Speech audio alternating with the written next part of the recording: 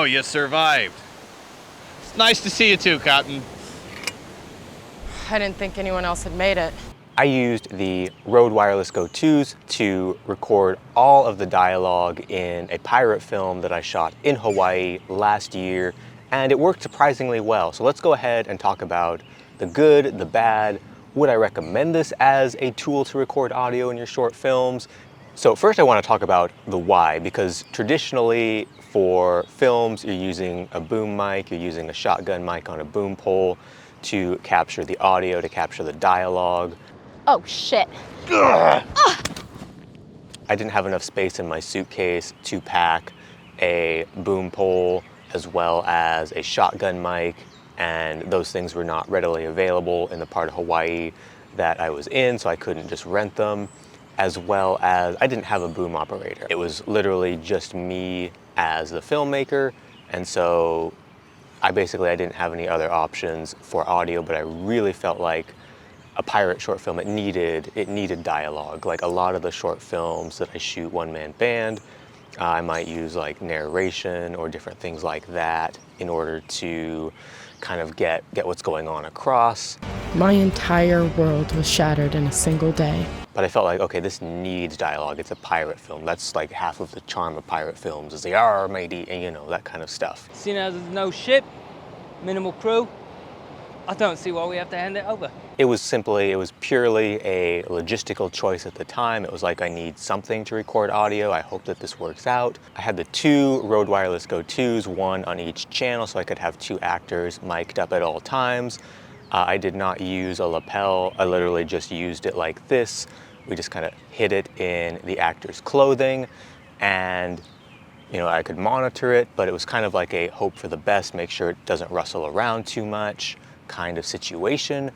And we went for it. You know, for scenes with two actors, this, you know, worked really, really well. Obviously, we could have both actors mic'd up. We could just run through the dialogue scenes from different angles, get everything, no problem. When it came to shooting the scenes where there were a lot more actors, we had to be a little bit more strategic, a little bit more logistical about it, and figure out, okay, we want this actor and this actor to be mic'd up for this take, and we were switching around the mics quite a bit, thankfully, kind of with the ease of switching around the Rode Wireless Go 2s, that was not a problem, but it was still, you know, a little bit of logistical thinking about who we want covered in this scene, whose dialogue are we actually going to want to use for this particular take.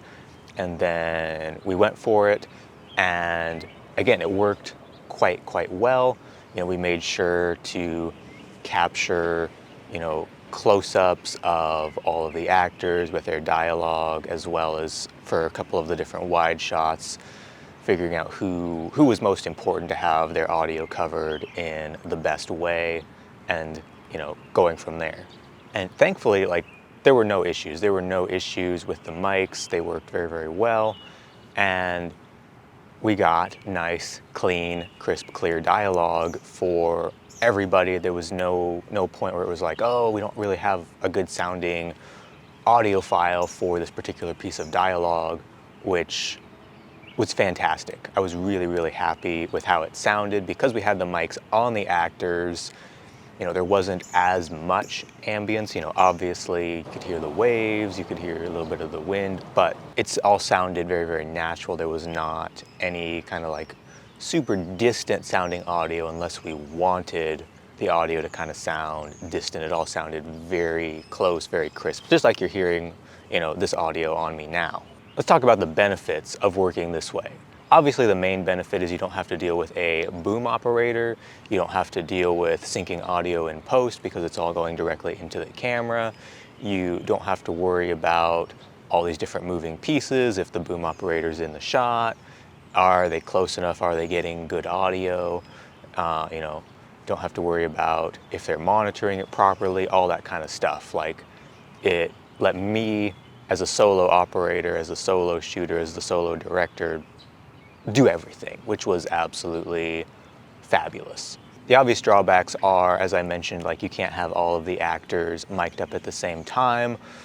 And so you've got to kind of pick and choose for the different takes who you want to have mic'd up. If you have more than two actors in a scene, The other drawback is you have to be really careful to make sure that the mics are not seen in the shots, but you also have to make sure that you're still able to get clear, crisp audio from the mics as they, are moving around, as potentially the clothes are rustling, as they're fighting, all these different things where it could have become quite a problem. Thankfully, we were able to get everything really good and really didn't have any of those issues, but those are potential issues that I would definitely be aware of on shoots going forward. Another potential issue is that shooting this way, you don't have a safety track because each audio track is being on its own track. And so if somebody suddenly shouts and it clips. No, the movement was great. You did great.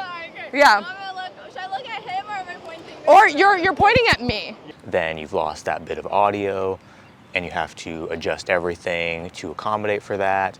Whereas, if you're recording on a more dedicated recorder, you'd either have 32-bit float audio where basically it can't clip, or you would have multiple tracks where you'd have a safety track set much lower and then your normal track at a normal volume. So if somebody did clip out their audio, you would be able to use that alternate track. The audio quality is also maybe not as rich as you'd get out of a nice high quality shotgun microphone. It's maybe a little bit thinner. I thought we'd lost it. Give it to me. I didn't think anyone else had made it. At least you can always be counted on to save your own skin. I can't remember the last night I didn't dream of blood and death, of the stench of rotting corpses. The audio quality is just not going to be quite as good with the Rhodes as it is with, a shotgun mic or something like that. So that brings us to the question of, would I use this method again? If I needed to, if it was an option between having a completely logistical nightmare, having to audio dub in post, having to not get audio, having to change the script, or having to really make the setup slow down, or having to really slow down the production, complicate the production, in order to use a shotgun mic or something like that, absolutely, I would absolutely use this method again. I would, if I had, the full crew, full set, everything was good, everything was ready to go, then probably not. Probably this would be a method that is really good if you're a really scrappy, small, one-man band kind of short filmmaker, but it's not a method that I would say is necessarily, quote, better than using the traditional shotgun mic to get your nice, crisp, clean audio. Let me know in the comments if you would consider using the Rode Wireless Go 2s hidden on actors during a short film. What do you think of this method? How do you feel like the audio sounded in the short pirate film? And if you like this video, consider hitting that subscribe button, and I will catch you in the next one.